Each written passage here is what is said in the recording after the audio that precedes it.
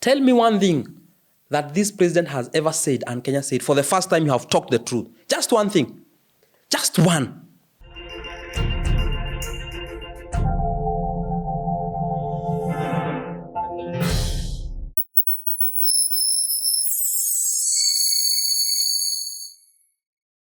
Hello and welcome to Alpha House. Of course, this is Fanya Mambo Africa show, and we are excited today because we have one of the most socially active citizen come politicians on the social media spaces, and it's such an honor to have you here today. Thank you. And introduce yourself to our followers and tell us why you use your second name. Thank you so much. My real names. Yes. Joseph Chege Maina, but I'm called Chege Majuice. What is it with Majuice? I'm coming there. Chege Majuice is a secretary, social affairs, Party of National Unity. In fact, that is a party that is the father of the modern development Kenya, because it was with Kibaki, and that's where I serve as a secretary. I'm also an activist. I'm also vying as a senator, Nakuru County 2027. Hey, yes, because we cannot talk of change without bringing that change. We cannot just be saying we want change. Who do we want to bring that change? We are the change that we want, okay? Chege Majuice is a graduate, Bachelor of Commerce graduate. He's a CPA. He's doing law, University of Nairobi. So I'm like doing my third degree right now, LLB in University of Nairobi. Why law as a Because I did BCom, I did accounting, that is CPA, but because I'm heading to represent the people of Nakuru, and I know they are going to vote me as a senator, I want to have our constitution in my fingertips. I want to know the law of our land. I cannot go and represent them in Senate. Then a year goes, 2 years goes. I cannot be able to speak those jargons of our constitution because I don't understand. I understand the business aspect. So it will be good, it will blend with me because I have done the Bachelor of Commerce, I'm an accountant, then I'm a lawyer. You want to debate proper. So I want to debate them proper. I don't want to be the case of the senator of Embu who... This issue of people saying that Mount Kenya people, that they produce togege, kind of leaders, people who cannot debate Akina Sifuna. We want to go there so that we can debate each other on the floor of the house, so that we can have the policies that can take this country forward. Are we together? Yes. Coming to the name Majuice. Yes. I got Majuice in university. Mm-hmm. I was admitted to Egerton University. That time Egerton had 3 campuses. There was Kisii, Laikipia was doing teaching, and there was Chuka. So I went to Kisii to do Bachelor of Commerce.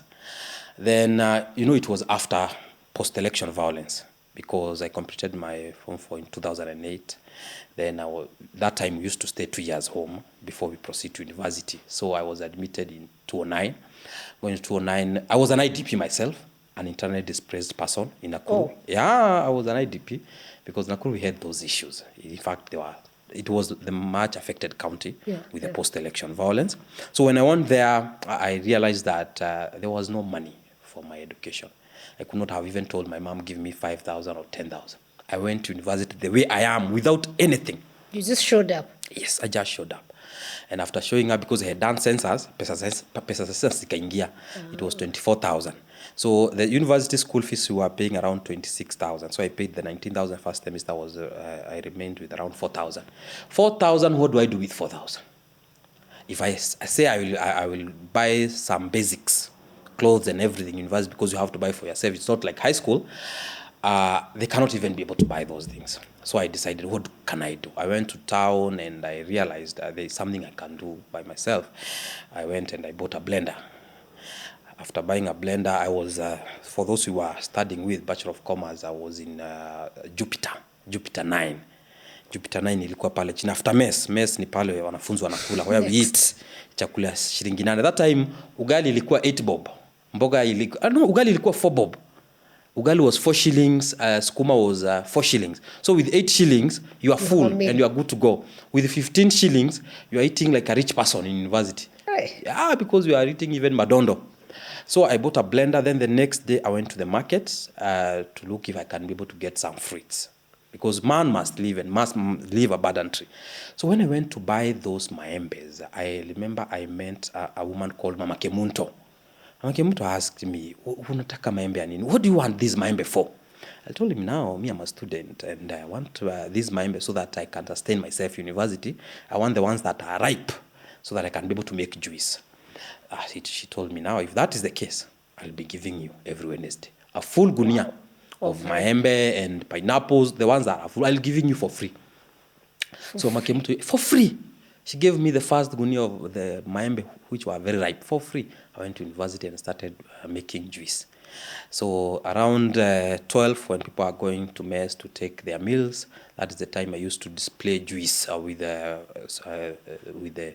sodas at my hostel window. And people started coming there. I used to sell them very cheaply because I used to sell 5 shillings.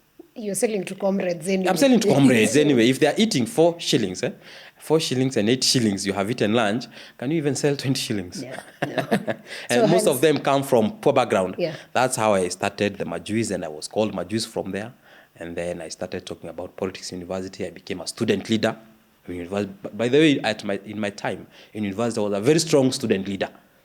Yeah, when I was vying as a student leader, I remember even when I was coming out, I used to dictate who will be voted in the next election in the university. I was very strong, but because I was a good leader. Okay. I made sure during my tenure as a student leader, not even one student was maybe expelled out of university, except one, a guy called Mwangi from Embu, I think Chicago.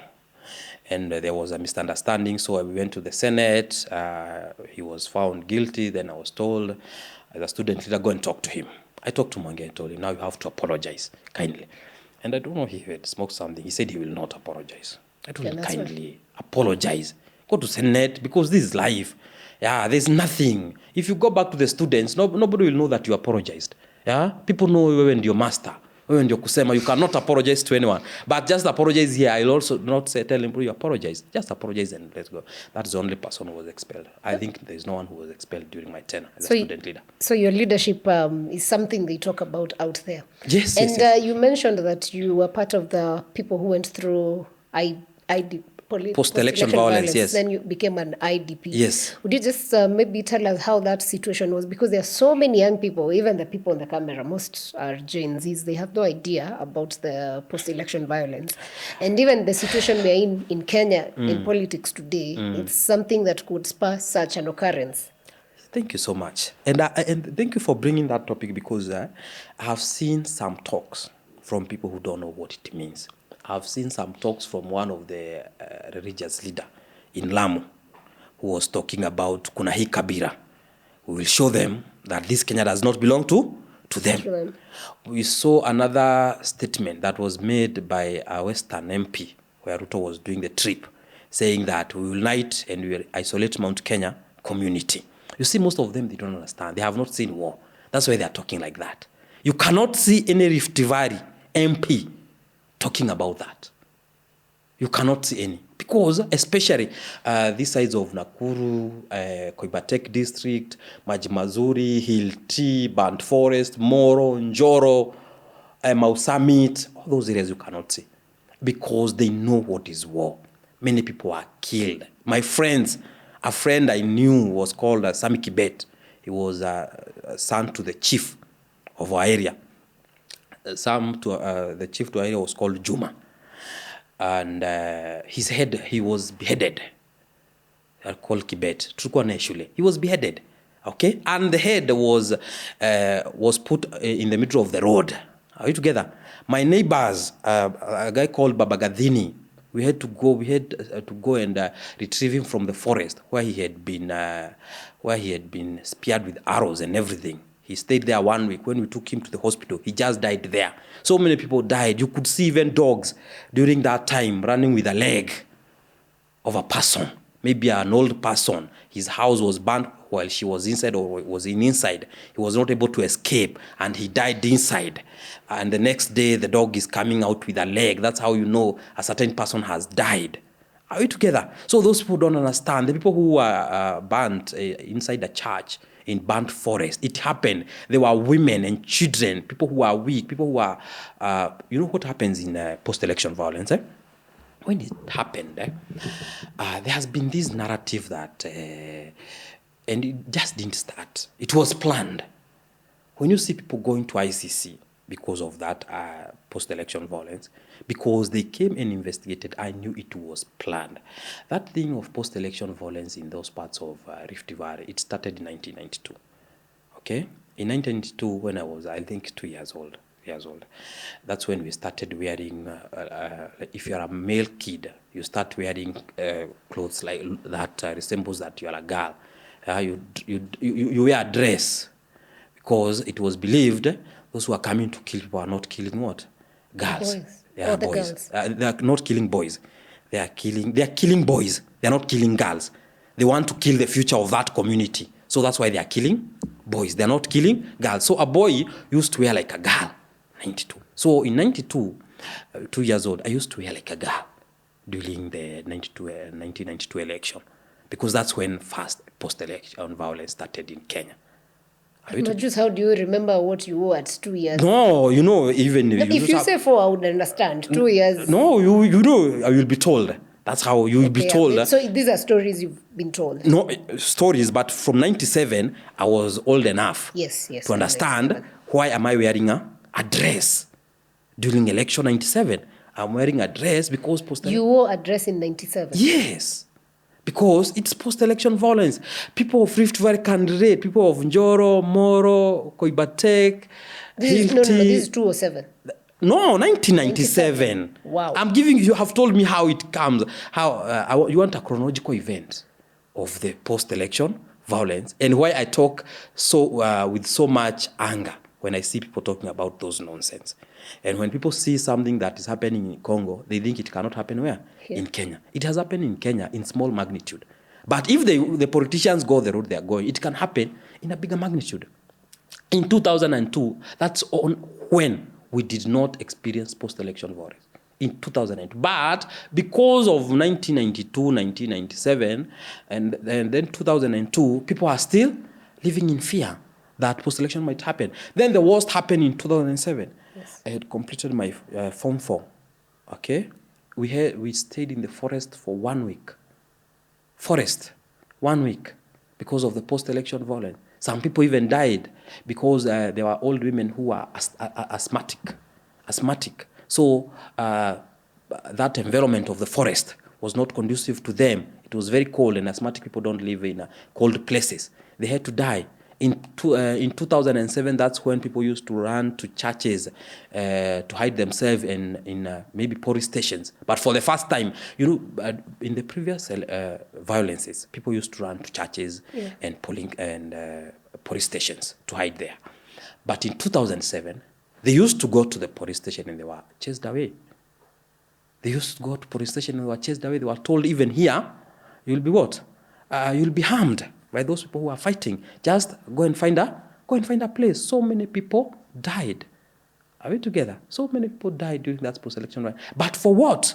Because of politics. People don't understand what is going on. A person is just there in Shamba. A Kenyan did his duty as a Kenyan to go and vote. So when you see these politicians having this sort of conversations today, then you went through it in 2007. How does that make you feel, and what is there for Kenyans to worry about? What is to worry about is that the politicians who are coming with that narrative, and it's very sad that the Western MP said such words in front of the president, and the president was one of the culprits of the ICC, and the president did not condemn it. And the president comes from Rift Valley. He knows what is happening there. He comes from Wasingishu, where many people died in burnt forest, where children and kids were burned in church. But we have an MP siding with the president, saying those words in a podium where the president is, and the president cannot stand up and condemn such utterances. Why? Because the president wants to benefit from such fear. He wants people of Rift Valley to feel threatened that if you don't vote in a certain way, you are going to experience the same things you have been experiencing. And that's why I'm happy with the Gen Z movement. Because the Gen Z movement doesn't care. They don't give a damn about this tribe or that tribe. I have been to Nakuru talking to people. People don't care that you are a Kikuyu, you are a Luo. And let me tell you, in Rift Valley, it's not just a cosmopolitan of the Kikuyus and the Kalenjin. Rift Valley is the center of this country. It is the face of Kenya. If you go to Nakuru right now, Nakuru in my county where we experience those post-election violence in Njoro and Molo, 56% are Kikuyus. They are simple majority. Then they are followed by the Kalenjins, who are in Kuresois and something. Then they are followed by the Kisis. Kisis are so many in Nakuru. Then we have the other tribes, all the other tribes. We have the Luos. Yeah? And that's why we see in Nakuru, you will have a Kikuyu MP, you'll have a Kalenjin MP, you'll have a Kisi MP, all of them. It is the face of this country. It's where, and that's why you saw even Uhuru and Ruto, when they were coming up with a Jubilee, they had to go and have that union in Nakuru Afraha Stadium to show that peace will prevail in this country. And it's so wrong when politicians think that you can make other people, you can displace people so that you can earn votes or something so that you can be elected. It's very shameful. It's a shame. Yeah. And one of the people who've been accused of being tribalists is the ex-deputy president, Rigathi Gachagua. Yes. A man who has both faces. There are times I've seen he's tribal, yes. There are times I've seen he makes sense. Yeah. I mean, he's a man at the end of the day, Yes. so he's bound to have all this. But you've been one of his sort of supporters. Yes. Why is that then? And is there a way that you communicate to him that these are extremes? Like I support Gachagua? Yes. I don't support Gachagua. You sort of, what appears? No, Gachagua supports me. Oh, wow. It is the other way around. He supports you. Gachagua supports me. So I now don't support him. Now that he supports you, have you maybe told him why people look at him as a The reason tribalist I'm and telling you how he Gachagua can get supports through us, Gachagua supports us, the Gen Z and the millennials. 1 year ago, Gachagua was supporting this regime. Gachagua has become the critic of this regime after impeachment. We have been the critics of this regime for the last 2 years. The things we have been saying, that's what Gachagua now is echoing. So who is supporting the other? Gachagua is supporting the sentiments that we have been having for the last 2 years. So there's no way we are supporting Gachagua. Gachagua did not come with the narrative that's how Ruto is a bad leader. We started the narrative of how Ruto is a bad leader because of his action. Then Gachagua is coming and shouting loudest than any other person. That's why people think now he's the opposition leader. We are the opposition leader. The millennials are the Gen Z. He is joining our voices to shout about this regime that he was part of. I'm not supporting him. Are we together? The people who accused Gachagua of being tribal, they're not able to substantiate it. Because if it's appointment, Gachagua is an assistant to the president. Okay? He cannot be able to appoint a minister or even fire a minister. He cannot be able to appoint a PS. He cannot be able to appoint a CEO. He cannot be able to appoint even a board member of the government. Are we together? So when you, I said Gachagua is tribal by words, but Ruto is tribal by action. That's the difference. Look at the CEOs. Go and look at the list of the CEOs, of the people who Ruto appointed. Go and look. Because he is the appointing authority. You know, when you say Gachagua is tribal by words. He can say, Musiguze mulima, don't touch the mountain. That's the far he can go when he was the deputy president. Are we together? Because when you are tribal, being tribal is by action. You have to show with action. But actions and tribal. words also move together. That's why we experienced post-election, because it started with words. When he was saying usiguze mlima, like Gachagua is saying usiguze mlima, I'm not saying it's good. It's bad. You should not say like usiguze mlima or something like that. But when he's telling people usiguze mlima, it's like a person saying musiguze coast. Are we together? Musiguze. You have to substantiate. What do you mean by musiguze coast? Ama musiguze Rift Valley. From the word go, the two are not leaders. In fact, if the Gen Zs who are killed, they wake up from their grave right now, they'll feel so ashamed to die for this country. I'm telling you, no Gen Z who died will want to die again for this country. It's a very shameful thing that now Kenyans are divided between supporting Ruto and Gachagua. The people we were fighting in finance bill last year, we are fighting the two of them. Now the Gen Z who died, they just resurrect and they realize now these people are supporting Gachagua. The reason even people are clapping for Gachagua, they are not clapping for Gachagua so that he can become a leader. No. They are clapping for Gachagua, kama Makanga, so that he can be able to take the driver home, the way driver took Makanga home, so that all of them can go home. I'm telling you. That's the reason. But don't think that right now, if now you bring Ruto here and Gachagua here, me, I can choose Gachagua. No. Both of them should go. Both should go. Both of them should go home and they should not come back in the Kenyan politics. That's what I'm telling you, so that we can respect the Gen Zs who died. When the Gen Zs were dying, Gachagua was supporting the finance bill. And that is a matter of fact. Are you together? Let us be honest, people. He was supporting the finance bill. He was supporting Ruto until impeachment.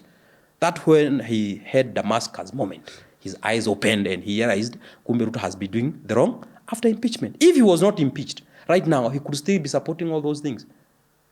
So what do you make of the leaders who every day we're seeing trips to, what is it called? Wamunyoro, yes. And also, given a chance, will you go? I mean, if he invites you there. If he invites me, I'll go. He's a Kenyan.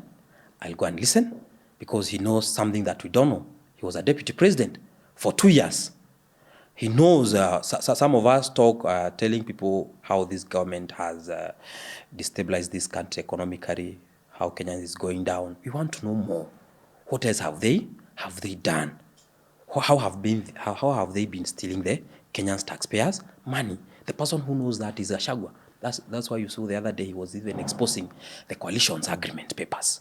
We want to know everything that Gachagua knows about this regime so that we can be able to take it down. We cannot take it down if we don't have the information. Even most of I told him yesterday, I advised him yesterday, most of the people who are going to Wamunyoro, you can be assured 50% they are genuine and 50% they report to Ruto. That one he can take to the bank. And I told Gachagua one thing about it, that all your plans, whatever you're planning, is known by Ruto. And if he's not careful, he might go the Matiba way. He has to win this war. I told him he has to win. What is the Matiba way? The Matiba way is where Matiba lost everything, fighting. I told Gachagua yesterday in my advice, he should not think that he can replicate what Ruto did to Uhuru. Ruto was part of the system the entire period. And that's how he was able to monitor Uhuru and was even to subdue him because he was part of the system at the entire period. Gachagua is outside the system. The better part of his term, he will be outside the system. So he will not be able to monitor what is going on. The other time, Uhuru didn't have interest in 2002 election. It was just a succession matrix to him. To Ruto, 2027 is a matter of do or die. To him, it's finals. Yeah, he can even plant the best strategist to be the Gachagua's advisor. And Ruto doesn't have an issue with money. Kenyans, they are there. They pay taxes. Ruto is not using our taxpayers' money to develop roads or something. I came through this road. It's full of potholes in a posh area like this one. Are we together? He doesn't use money to develop roads or hospitals or something, or even to give incentives to industries to be set in Kenya. He's using that money for politics. That's why after Western, now he's in Northeastern. He will go all the way to Coast. The year will end just like that, doing nothing. So he can use the money to buy every politician and to buy the best strategies to be able to advise Gachagua not knowing that is Ruto's plan. How would we know that, using that logic, which is a possibility anyway, yes, that you also are not paid to speak as though you are against the government? Because it happens. It's a government thing. Yes. So how would people know that Majuice is not also planted to sow seeds so that in case of anything...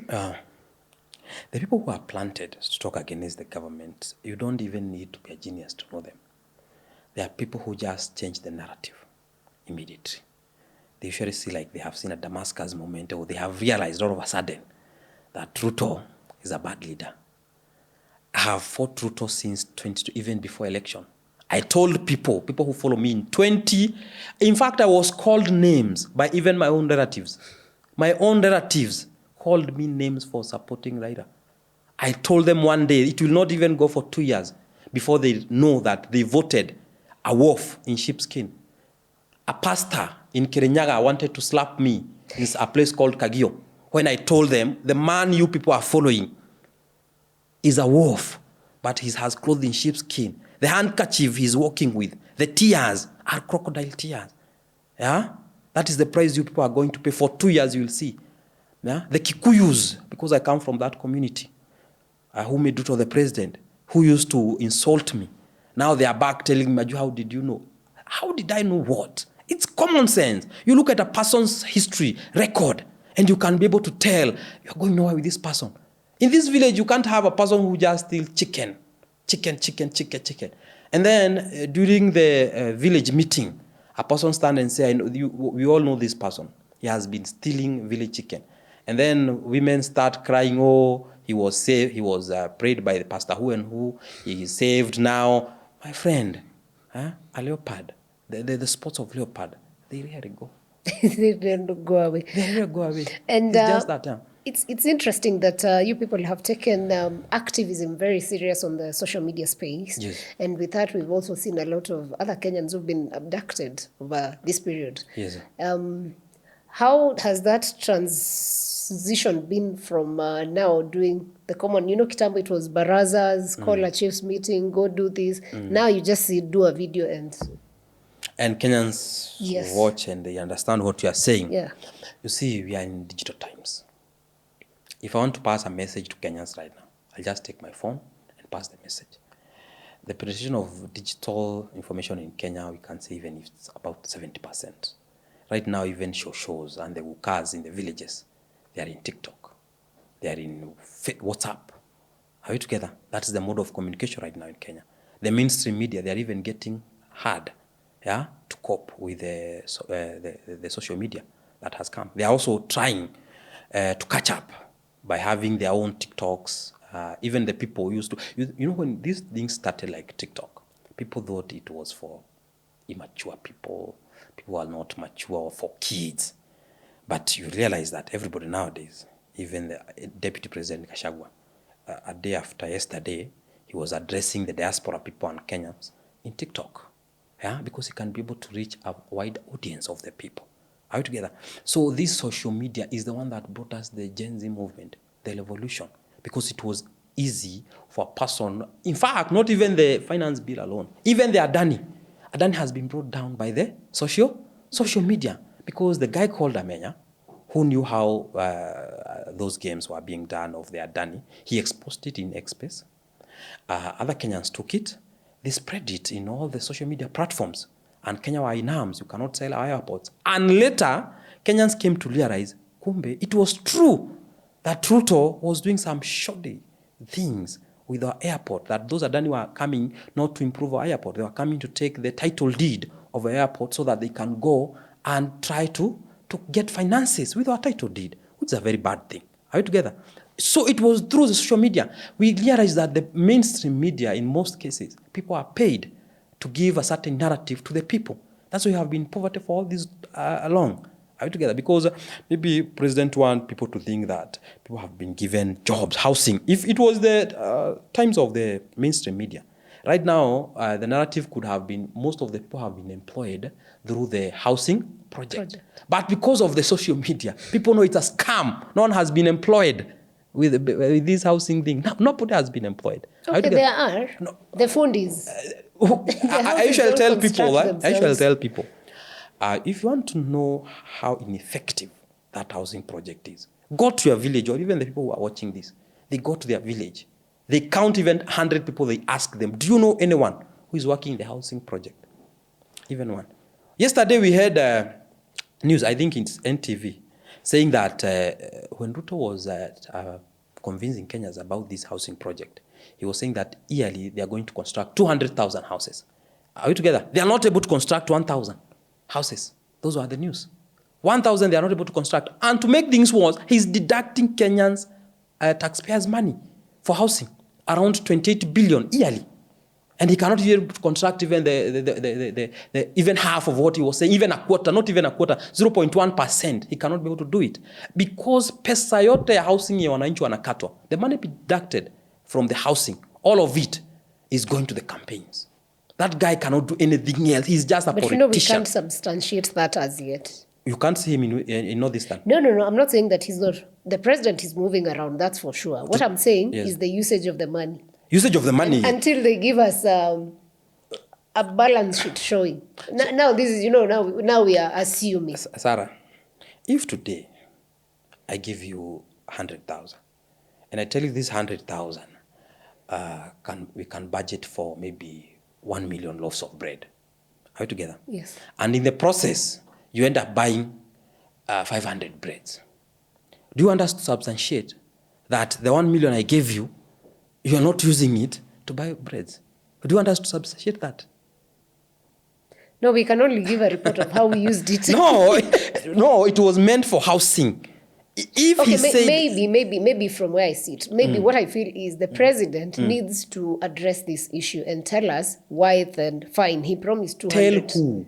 Kenyans know him. He's a liar. No. In this case, it's very easy. If you promised tell me one thing. Make houses and you can't deliver. Tell me one thing that this president has ever said and Kenya said for the first time you have talked the truth. Just one thing. Just one. Just think. The launch of the, what's that? The one for money. Which, what? The one people get money. What? The one that died? No, what was it? Have you ever heard people talking about it? No, that's one of the things I'm saying he's Have done. you ever heard people talking about it? And when he launched it... Okay, the other thing he's done, which I actually give him, is collapsing some of these boards that were useless. Yes. That was something we needed to have done. So collapsing, why? Why is collapsing? Because we're using resources for some government boards that don't... Then the resources he's saving from collapsing, why is he taking the money? That's a different... You asked me one thing he's doing it for himself. I mentioned.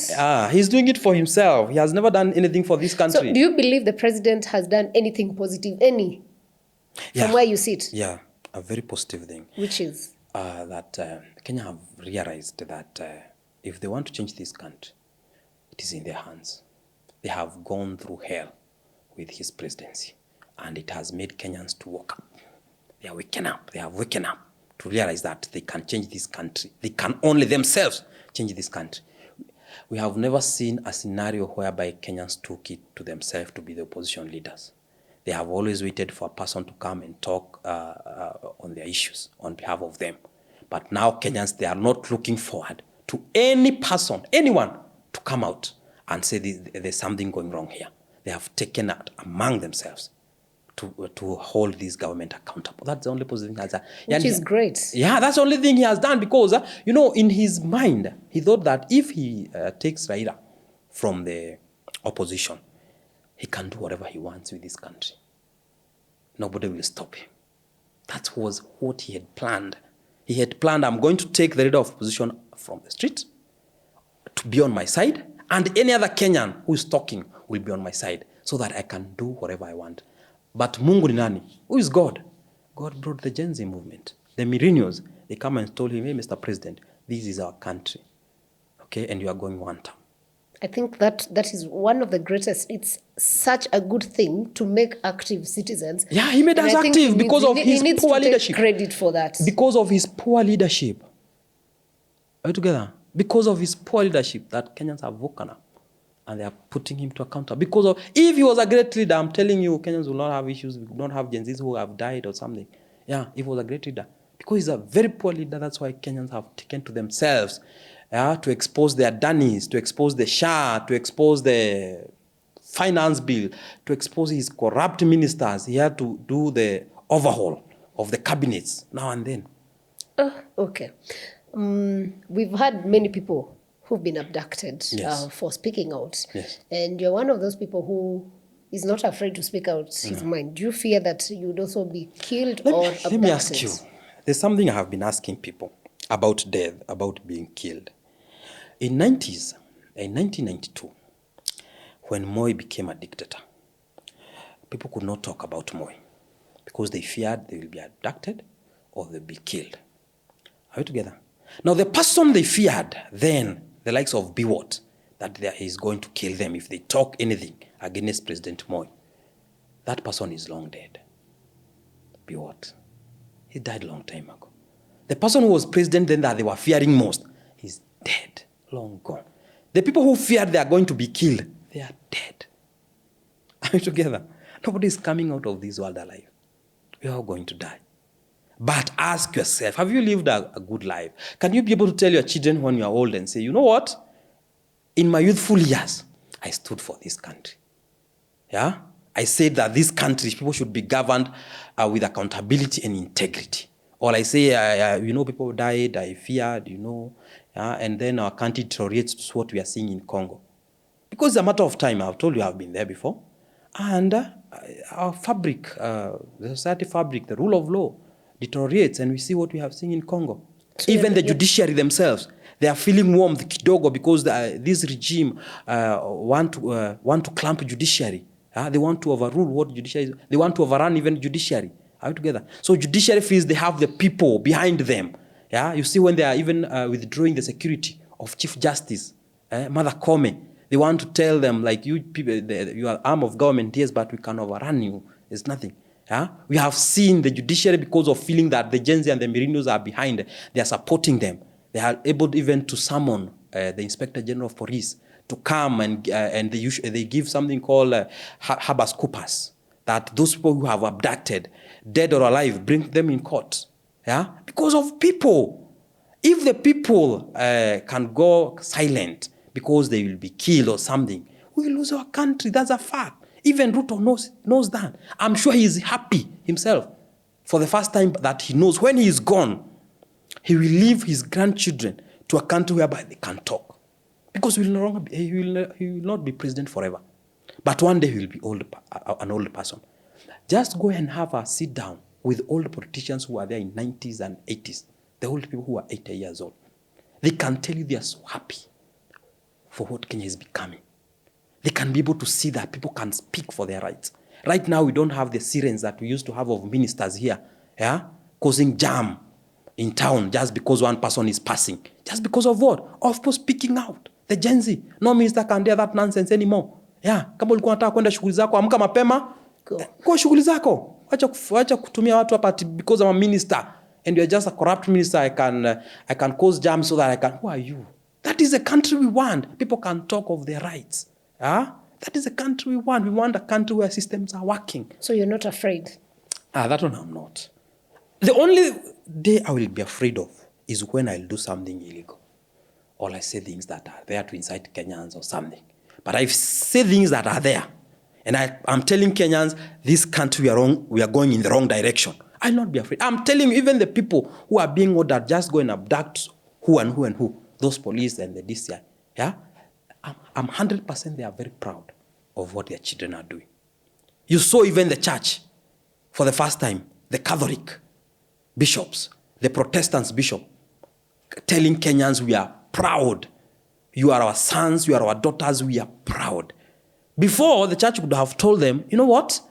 Avoid the streets. It is dangerous. We saw even the children of the sitting ministers, of the Ruto allies, on the street, okay? Demanding, saying that it is our time, we'll be ruled with integrity and accountability. And that was a very good thing. Even these police, I'm telling you, they're so happy what is happening with their children. They know they are going to leave their children in a country whereby they can speak up. Because it's unfortunate they still do the actions. Sometimes they followed us. Are we together? They followed us. If you are in these demonstrations when they were happening, the finance bill, police were like, people just do whatever you're doing, but don't do any kind of destruction. Don't destroy people's property. And the Gen Z, they didn't do it. They didn't destroy property. It is the politicians who realize that these people, for us to stop them, we have to set them against the people. And they brought in some elements, some criminal elements, to do the destruction so that they can say these are Gen Zs. Now they have become destructive. But when the Gen Z was starting, it was very peaceful. Yeah? Even the entire world was with the Gen Z. You saw it even some celebrities in Hollywood realizing for the first time we have a country in Africa, the young people in Africa who are able to stand for their rights and say we are going to be ruled with accountability and integrity, which is a very good thing. So any person who is against whatever happened to the Gen Z is a person who doesn't even love his country. Even the president should be very proud because his children will never be maybe president, I feel like for any politician, if you are to be proud, then you should do the right thing. But unfortunately, we sit and condemn them every day for the wrongs they keep doing, even when we fight them. Our politicians are very short-sighted, extremely short-sighted. And I'm saying short-sighted in this way, Sarah. These politicians are in that seat only for 5 years. 5 years. After 5 years, you are a common mwananchi. When you are there as a politician in those 5 years, kindly make sure the system works. Make sure the justice in Kenya works. Make sure the administrative or the police system works, because they will come for you one day. And the only remedy or something we rely on is that our institution work and I will get justice at the end of the day. We have seen politicians who after the end of their term, they have been courts. And they are complaining, oh, our courts are very corrupt or something. Okay? But they had that chance to make those courts work, because they are the legislatures. They can make laws, what we call the statutes, the acts, to strengthen our institution. But they didn't do it, because that time they felt they are untouchable. Are you together? When they are out, they realize, I should have done something to strengthen the institutions for my sake. We want this country to be better, not because of other people. It's for our own good. Yes. That's true. And one of the famous clips that's played every time something happens is a case when Orengo was debating in Parliament and reminding the former Dagoretti, South or North, Beth Mugo, that one day the system you're supporting, you will call me to represent you, because you didn't build. We are fighting for laws that work. But it's unfortunate today, even the same Orengo that was on that house is not giving it 100% in terms of what we expect of a legal representation. Orengo, because now he's a governor, I don't expect him that you will expect that Orengo to be debating always in Senate, because now he's a governor. He's more of a governor than a legislature. Yes. The issue of debating, you leave it to legislature. Even as a governor, he has done well, because he talked about the abductions of Besigye. He said that this country is progressing to the old dark days. Which is a very, very good thing he said. Yes. But my issue is that is one-sided. There's a day he will be on the good side. There's a day he just decides to sit on the opposite. And it doesn't make sense to me. If you believe what is right, then stand by it. Whether your leader, who's Raila Odinga's party, stands with it or not. But because I want to give a scenario. I want you to give me a scenario where Orengo has sided with the government. Just one. I need to refresh, but I know of an instance. Because for me, most of the instances I give to him because he has talked about. In fact, he talked about even against abductions. Orengo talked that came way later. He talked about when Besigye was abducted. Orengo talked about it, and that's why I'll tell you. Let me remind you the situation. Yes. When Raila Odinga jumped ship after the abductions, he was justifying that jump, and a lot of young people felt so bad that many of their colleagues were killed only for them to jump ship and join the system. Because I've been closely following politics, Orengo said this, that even if they are giving watalam, they called those ministers that they give watalam specialists. Are we together? They said the ODM should not forget its role of oversight. Are we together? So let's give credit where due. He has credit for sure. Yes, Orengo right now is a governor. Just say he's a politician. Yeah, he's a politician, but he's a governor. He's managing Siaya.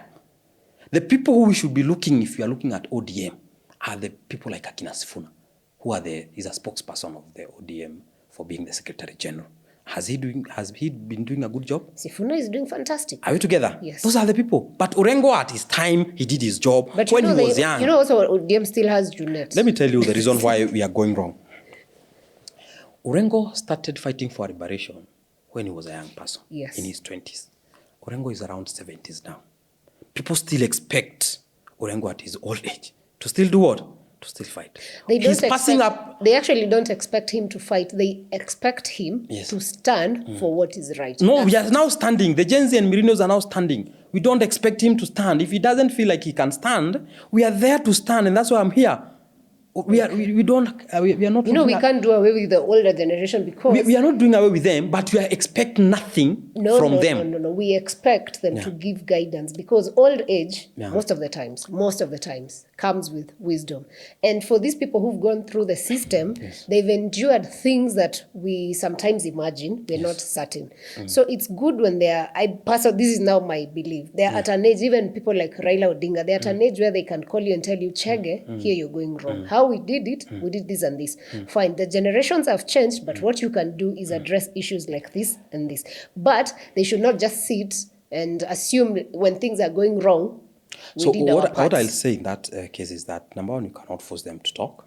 If they don't want to talk about an issue, it's up to them.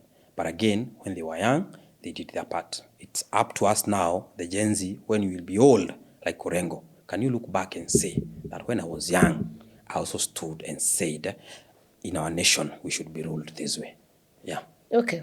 Another interesting perspective is that you're really pushing the agenda for Gen Zs and millennials standing, which is great because we are the bigger population. Yes. But what I have observed in the last, say, 2-3 months, every time someone comes out and says, I want to be president or I want to be governor, people go for the files. People come attack me. Oh, it's Omtata, he's a government project. Oh, it's Matiang'i, he has this. Oh, it's this and this. So where do we expect to get angels then?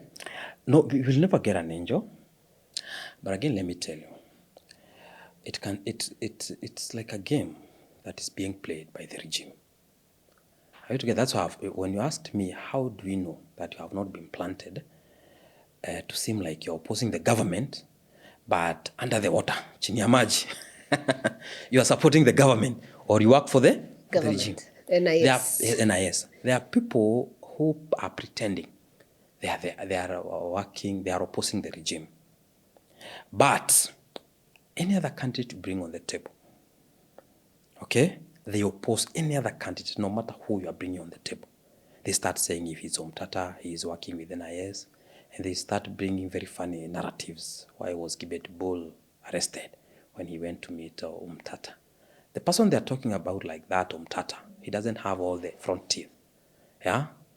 They were removed by those authorities when he was fighting for Kenyans. Omtata is a person who was known to be fighting for Kenyans for a long time. Even when Kenyans didn't want him to fight, he was still fighting for them. So some things don't make sense. If it's Matiang'i, when he was a minister, he did whatever he did. And people can feel like whatever he did was somehow some standards that Kenya expected for a minister to perform. If it's education system, he brought sanity in our education system. Are we together? If it's all other leaders that are being brought on the table, they have their weakness. They're humans. Even if today you start telling people of Nakuru, we are bringing Majuice, and then our village mates are brought, tell us about Majuice, somebody will come and say, you know, Majuice, when he was 14 years old, he stole some mangoes for Mama Nani. So I'm not an angel. We'll not have an angel. But that critique is good because we are exposing those candidates to know the kind of rot in those candidates so that from that we can choose. If you're saying this person has done this and this and this, this one has done this and this and this, this one has done this and this, even the candidate that Kenyans will settle for, it will be a Kenyan candidate. It will not be a candidate that a person has said, we have left the era of torturing. A person comes and say, huyu, tosha, huyu ametosha. Now it's Kenyans who will torture the candidate who is going to fight. If they say, oh, Matiang'i has this corruption case and this one, Omtata had this and this and this, the other person had this and this and this, Jimmy Wanjigi, okay, look at Jimmy Wanjigi has this and this and this. Then from these three, who can we trust with our lives? Who's the lesser evil? Who is the lesser evil? If it is Omtata, if it is Matiang'i, if it's Jimmy Wanjigi, and so be it. It will be a Kenyan candidate. So whatever they are doing with the critic, it is good for us as Gen Z, because if the way we have brought this government down is because of the same critics. So we cannot use the criticism against the regime, but when it comes to a candidate, we are shying away from criticizing them. We should be objective enough to criticize everybody. Even Matiang'i should be criticized, so that even if he will be picked, or Omtata will be picked, or Jimmy Wanjigi will be picked by the people, already he knows that people know what you did. You are not an angel.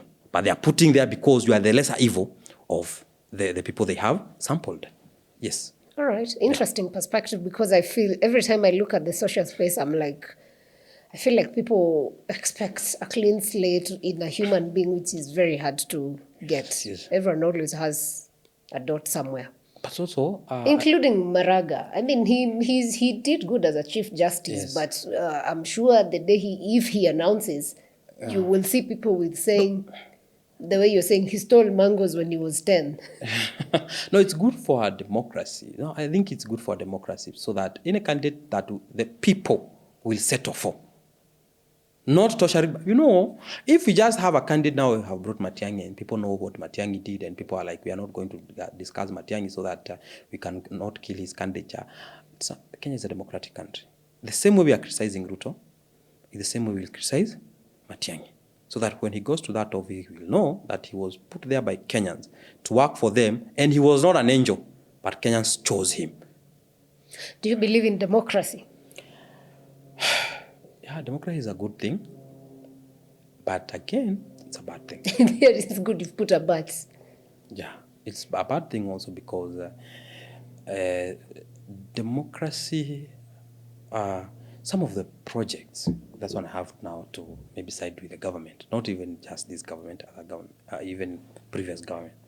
Some of the government, when you maybe, the problem with the democracy in Africa, in other countries it's good, in US it's good, because democracy is good where we have working institutions.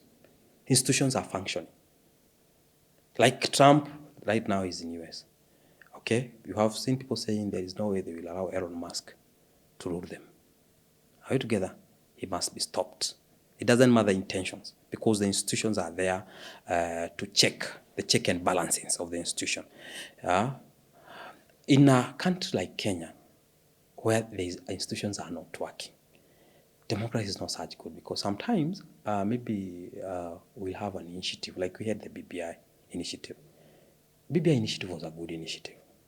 Are you together? It was a very good initiative because of these things, one man, one shilling. It was talking about ombudsman, the judiciary, whereby we have corrupt judges, because nowadays people are saying, why should I hire a lawyer if I can be able to buy what? The judge. To buy the judge.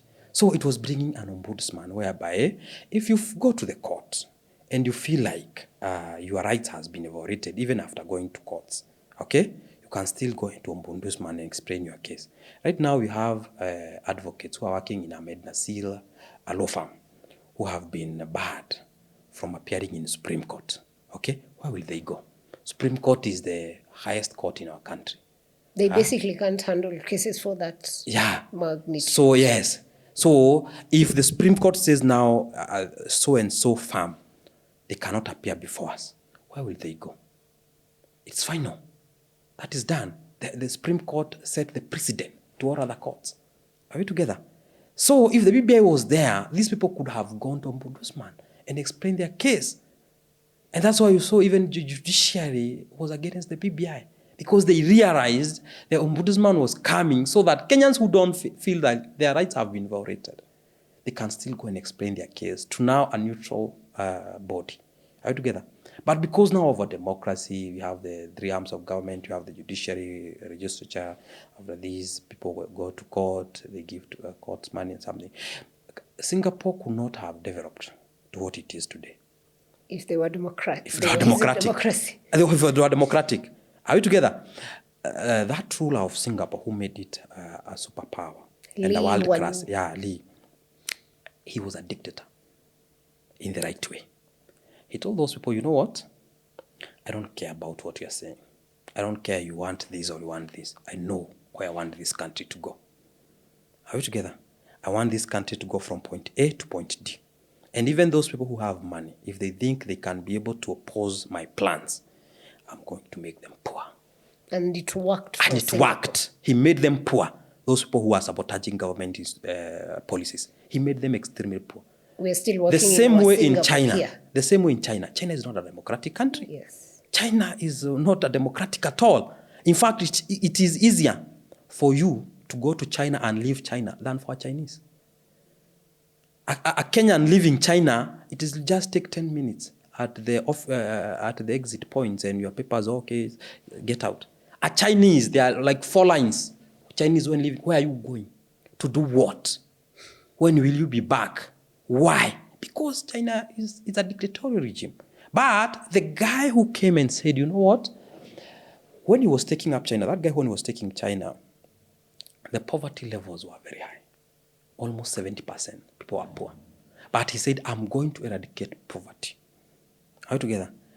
What I'm going to do, I'm going to give you all the basic needs. That is the food, shelter, health, job, and everything. But the rights that I have a right like Majuice now, I can come and say that housing thing is bad, Adani is bad. I don't want to hear that nonsense. Are we together? Because when we have the leaders who have integrity, even the Kenyans will feel, if Ruto came and said, I will be a dictator, because that's what he wanted to be, and said, I will be a dictator because I want to remove Kenya from point A to point B, and when I'm leaving, all Kenyans will have free health, free education, people will have jobs, education will be free and something. And people can see that it is working. I'm telling you, people could be supporting Ruto. But they came and realized Ruto had very good plans. Even this Shah was good. Kenya, Singapore. Yes. Even this Shah, let me tell you, it was a good plan. I can't tell you. The problem is his interest, selfish interest in the Shah thing. If you go to the Shah, look at maybe the appointments he made. The person who is heading the digital health is his longtime friend, a business partner for 15 years, Cyrus Imotwa. They have worked together in Amaco, and so on and so forth. Are you together? It was good in that the people who are earning a lot of money, like the MPs, they are being deducted 30,000, okay, to cover up for people who are poor, who can only pay 500 shillings. But his selfish interests are killing his project. Even the Adani thing was good, let me tell you the truth. The Adani thing was good because he wanted to improve the airport to something good. But to realize his selfish interest came first before improving the airport. He was like, for me, what am I getting in the Adani? We came to realize later that Adani are not coming to improve our airports. They're coming to take the title so that they can go and look for funding with our title. With our title deed. We realize Ruto is coming with very good plans. Whatever plans, even these housing things. But you come and realize later, it is his own interest. So making things a bit personal, which is unfortunate. Yes, that's what I'm telling you. If you have a real leader who is telling Kenyans, you know what, if Maraga comes, you're saying Maraga or Matiang'i, because also Matiang'i is not just a democratic guy, he's like a dictator.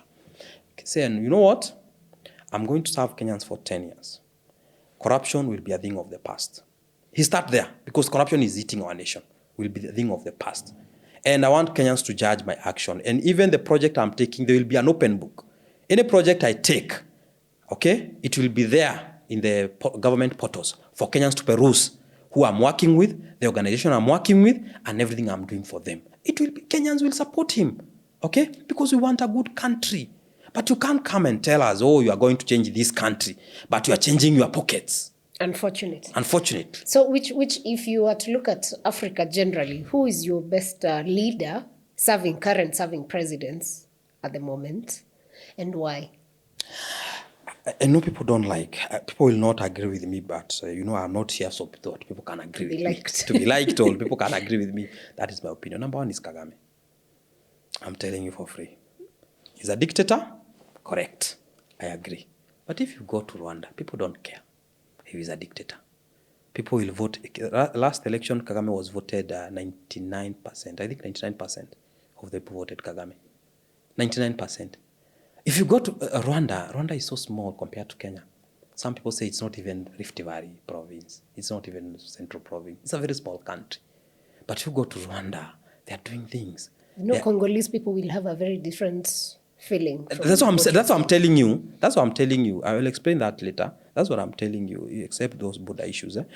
They are even planning to host Formula One. Yes. They are competing with South Africa. South Africa is a giant company. Yeah? The other day, even Chan were threatening that they are going to host Chan in Rwanda instead of Kenya, because Kenyans, we don't have infrastructure.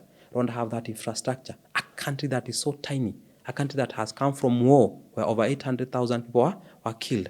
Yeah, we hear stories. That I have not been to Rwanda, but you see pictures of Rwanda, very clean streets. Yeah, systems are working. Rwanda people have who? Kagame as a person.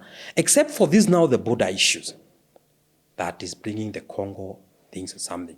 Okay? Kagame being a dictator, Because I have told you, even the people who developed Singapore, they were not democratic. Are you together? I am sure during those times, there were people who were saying they hate that leader because he's a dictator. There are people, in fact, let me tell you, it is of recent times that we have had people now saying China is a good country. People use China is a very bad country. They cannot talk about their rights. They cannot do what about something like that. But people are realizing that thing is working because they have leaders who cares for them, who want to provide for all the basic needs. What do you want? If my kids can be provided the school, health, basic shelter, jobs are there for youths, okay? Even when I'm here talking about oh, this government is bad and youths are busy working. But I'm talking like this because I know of 5 million youths are listening to me. They have nowhere to go. And they are jobless. They are jobless, yeah. With a Trump presidency now, how do you think that relationship will be with, of course, Kenya, one, and Africa as a whole? I like the Trump presidency. I prayed that God give us the Trump presidency because I wanted this, the Africa to go back to factory settings. Okay. And in 2 weeks, it's like we're ready. Yeah, we are back into factory settings. I wanted us to go back to factory settings so that we know nobody will ever come from outside there to come and change the continent. We are going to change it. Okay. I love it when Trump says that he's going to stop World Health Organization funding, the part that they do. They are the major funders of the WHO. So that each African country now they know they can be able to carry their burden on their shoulders, not to wait for some foreign powers to come and help them. I'm happy when they are even closing some organization like you said, so that, let me tell you, when you have, Africans have, Africa has become of age. We are not children anymore. That time we were being supported. There's no way we can have narratives out there saying, oh, Africa is the richest continent. But at the same time, it's the poorest. It's a joke. You can't say Congo is the richest country. Oh, Kenya is very rich. Rich with what? People are dying of hunger. We cannot, in a 21st century, people can't even afford the meals, and we are saying, oh, Africa is rich. Now we want to see the words in action. How rich are we as a continent? That's why I want Trump to be very tough on Africa. Okay? Even the leaders of Africa, the people who the other day we had our governor, she had gone missing, and people are like, why she was in US for maternity and something like that. It's shameful. A governor of a city in Kenya can go to maternity in US, a city. Because Nakuru is a city. Among the cities we have in Kenya, Nakuru is one of the cities. I'm even ashamed what another conversation you usually have with some nurses in US that, I'm a governor of what of a city, and you are coming for maternity in US. Kwani, how does the health facilities of that city looks like? A city. What about the villages like Turkana, Samburu, something counties? How is the health facilities if a governor can go for maternity services in US? Understand? We want Kenyans to stay in Kenya. If you have issues, let us develop our own country. We want to see now in action that Africa is the richest continent. Do you think the African leaders will manage to survive? That's why the people will force them to survive. Kenya, we are forcing Ruto to survive by going home so that we can elect another leader. If that leader will not serve, Kenyans will go home until we find the equilibrium, we find the balance. So we keep fighting. Yes, we'll keep fighting. Even the other leader who is coming, he doesn't think that Ruto was, no. Tanzania, day one. From the beginning. From the beginning, swearing, we are with you. What are you doing? Get out. It's a marathon. The issue is we don't have another life. Yeah. If a politician come and waste 5 years, 10 years, the way some people are saying Ruto without break, Kumi without, break. Kumi bira break. Is it break or brains? Oh, it's wow. Kumi bira brains. Hey. Because you don't understand that if you are that years and you are saying Kumi bira brains and you will be 40 years, your entire youthful years will be wasted. If you are 50, you say Kumi bira brains, you'll be 60, your life will be over. Are you together? It is sad if you calculate with the kind of lives, the time that guy is going to waste for you, and you will not be compensated by anybody. Of course, there is never that. Life is unforgiving in that aspect. Yes. As we come to the end, Uhuru Kenyatta cannot be ignored in the politics of Kenya generally, Africa generally, because he's a leader trying to push for peace in Congo and the Horn of Africa region, but mostly in Mount Kenya. What's the influence he's going to have in this country as we move? Because, I mean, 2027 it's close, but it's also a bit of a distance. What do people want Uhuru to do? He's a retired president, so maybe what will he do? advisory. Thank you so much. That is the word. The best Uhuru can do is the advisory and resources. Nothing more. Uhuru is gone and gone forever. In fact, I'm wondering why people are so much into Uhuru this, Uhuru that. Uhuru is gone. He can do nothing about the situation. You will never see Uhuru on top of a vehicle doing some campaigns or even endorsing candidates. Are we together? Uhuru is gone. He's a former president. Uhuru is coming to maybe to manage the politics. What is the gain? He doesn't even have motivation. What is it that is motivating Uhuru to come and talk about politics? Nothing. He has nothing. Are we together? So Uhuru is gone. He can only offer those advisory and some resources because he has some money. Only that. He's gone. You can't expect a person who has retired from whatever you are doing here. Then after some time, you think, you can only consult that person. But any other thing, it's up to you. Those people who have not retired, the millennials are the Gen Z, to push for this country. He was there as the president. He didn't influence so much during the 2022 election. He was not able to influence that mountain. He didn't. So what makes you think he will be of so much help? Because the other day he told Gen Zs to keep fighting. Keep fighting, he's telling us to keep fighting when we have fought and we are exhausted. Now we are telling people people have been digging this shamba, they're about to finish digging, and tell them, continue digging. To where? The finish line? Yeah, that's what I'm telling you. He can only give some, and they don't have such weight. He can only give some advice. In fact, all the people who are following Uhuru is because of that resources. Don't be lied. They're following the money. They're following. Even the Matiangis hanging on Uhuru's court is because he's the only person who can be able to fund them for presidential what? For presidential campaign. That far. That is the far he's resourceful. Wow. Yeah. You were very happy about Trump, and just the other day he said the US would not mind taking over the Gaza Strip. Yeah. Basically wanted to eliminate Palestinians from their home country. You see the reason I told you I was happy about Trump, it was because of African continent. It was not because of Gaza or whatever.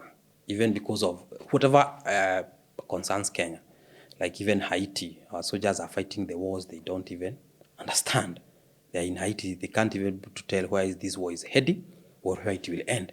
We need them to come back home so that they can deal with bandits and Al-Shabaab. We can't be having 5 chiefs being abducted while we are abducting Haitians.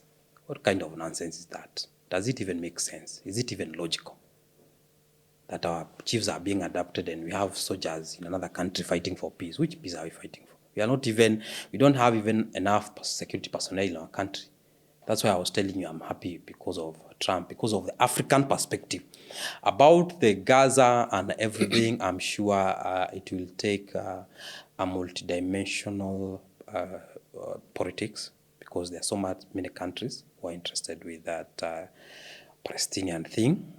Even Africa itself, because you see Africa is like, it's divided in the middle about this Palestinian affair. Most of the African countries are supporting the Palestine. Few are supporting whatever Israel and something like that. And it's the same thing that is affecting Raila Amolo Odinga's AU. Yeah, and that's the reason I think it will have an issue. It will have an issue with his AU because of that thing. So I think also Trump, the reason why most of the US young people, the Gen Zs, they supported Trump is because they thought he's a guy with sound mind who can be able to stop these Ukraine, Russia, and he can bring the voice of reason, and Israel, Palestine. He thought the other Democrats were more offensive to these countries that they don't align with them, that are Arabic or something, Islamic, or even Russian, something like that. So they thought Trump will bring a voice of reason. So let us hope even that taking over, the statement of taking over Gaza, it is a strategy to bring order in that area. Let us see what will unfold in that thing. Yeah. Interesting. Yeah. Do you think he'll be able to negotiate with President Putin or Zelensky in the Russia-Ukraine? 100%. We just need a voice of reason. There's no way you can, these Democrats, go and lie to some Ukrainians that they should be part of NATO. That is nonsense. They're in Soviet. They're part of Soviet. Are you together? That is like that is like monorization. You want to monorize Russia. You want to use Ukraine to fight Russia. Russia has no interest in Ukraine. It is Ukraine that is being hyped, that is a member of NATO. What does it being a member of NATO? Member of NATO is like you people, you should go and fight who? You should go and fight Russia. You cannot even compare the military might of Russia and Ukraine. Without that NATO thing, Ukraine will toe the line. Without even that support of the NATO thing, they will toe the line. Yeah? That is the only thing that is making Ukraine think they can be able to fight who? To fight Russia. That's why I'm telling you, we just need the voice of reason. This world is for all of us. The resources are enough for all of us to live comfortably until the day we leave this world. The same way Ukraine should be just satisfied with what they have. The same way with Russia. They should respect Russia as their senior brothers in that region. Only that. And even in your own family, there's no way a neighbor, a far neighbor, can come and incite your lastborn that he can be able to take on your firstborn. And you allow it to happen. And you allow it to happen. That house will have chaos. That's what is happening. Are you together? Yeah, it's like even Kenya. East Africa, Kenya is the most advanced. There's no way you can have maybe Burundi or something. We have a South African country coming and telling Burundi, come on guys, take on this country called Kenya. Bring them down. And we're in East Africa. We should live as neighbors in East Africa. Okay, that's what's happening. That's what I'm telling you. The issue of Ukraine and Russia, in fact, there is no conflict. We just need a voice of reason. The people who have died in vain. And you believe Trump will be the voice of reason in this? Yeah, I think if he has reasoned that Africans now, they are mature enough to tackle their things, he will say, Ukraine, now you are mature enough. No more funding. Tackle your things. Tackle your conflicts. And that conflict will end. All right. We are watching. I remember during his campaign, he had said it would take 24 hours. Of course, that was not possible, but I believe he's working towards that. And also to our neighbors, you gave an example of Burundi. We're not dismissing Burundi we are not dismissing, any way, by the way, just to be clear. Yeah. It's just an example of why it's good to promote a peaceful coexistence of countries. So and it's been very interesting. Maybe your closing remarks or words to Kenyans who are watching you, and maybe need just to hear something to close the show. No. For not just Kenyans, but I want to appreciate all Kenyans for coming out and defending their country when they thought that they don't have any person who can voice their issues. But to the Gen Zs and millennials, kindly people, don't allow yourself to be divided along the tribal lines. Then the Gen Zs, your peers and the colleagues who died in the finance bill, the Gen Z movement, it will have been in vain. They died in vain. If they wake up today and they realize you people are now divided to those who are supporting Gachagua and those who are supporting Ruto, and they were fighting for a good country, they were tribeless, they were leaderless. They didn't care which tribe. We saw the Gen Z movement happening in the entire nation. That is the only power we have as a country that can change this country to 2027. And let me tell you, the Gen Zs and the millennials, what is happening in Congo, it can happen in Kenya. It can only we can only stop it if we become tribeless and we talk about issues. And issues affecting a youth in Mount Kenya is the same issue affecting a youth in Rift Valley. It's the same issue affecting a youth in Luo Nyanza. Okay? So when these politicians are playing the tribal cards, it is to their advantage because they know when they are playing the tribal cards, it's very easy for them to rule the country. with whatever they want.